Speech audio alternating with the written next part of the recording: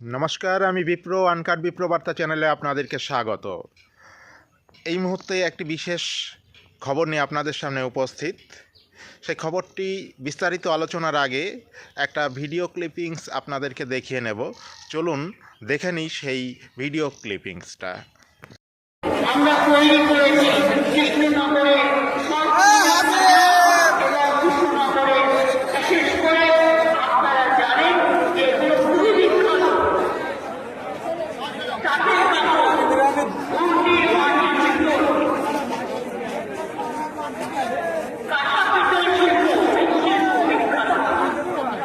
এটা হচ্ছে আমাদের অনুকূল ঠাকুর বলুন, লোকনাথ ঠাকুর বলুন, আমাদের এই মন্দির বলুন, মসজিদ বলুন, শান্তি বাণিজ্যে এই কোথা থেকে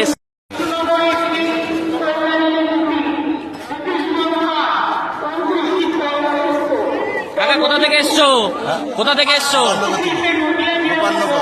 গোপালনগর। এখন কোথায় যাচ্ছেন? নাম মমতা ব্যানার্জি দেখলেন? কত পর্যন্ত যেতে পেরেছিলেন? স্টেজ পর্যন্ত যেতে পেরেছিলেন? স্টেজ পর্যন্ত যেতে পেরেছিলেন? হ্যাঁ, দেখলেন মমতা ব্যানার্জিকে? নিশ্চিন্তে থাকুন, আমরা ভিক্ষে করে খাই না। এটা চৈতন্যর দেশ, নজরুলের দেশ, এটা বাবা সাহেব আম্বেদকরের দেশ, এটা কুমুদনাথ ঠাকুরের দেশ।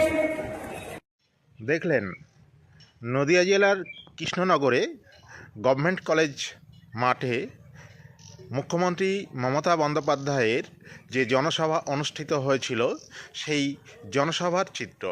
মুখ্যমন্ত্রী মঞ্চে ওঠার সাথে সাথে আগত সমস্ত তৃণমূল কংগ্রেসের কর্মীবৃন্দ বাড়ির উদ্দেশ্যে যাত্রা করেন, অর্থাৎ তার বক্তব্য শেষ হওয়ার আগেই তারা মাঠ ফাঁকা করে বেরিয়ে যেতে থাকে।